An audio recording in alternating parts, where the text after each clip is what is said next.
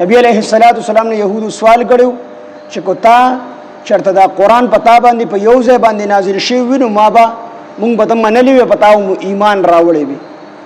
څنګه چې موسی علیہ السلام په یو ځای باندې کتاب نازل شو نو کو دک شان پتا باندې دا قران په یو ځای باندې نازل شو مونږ به پیغمبر اومن او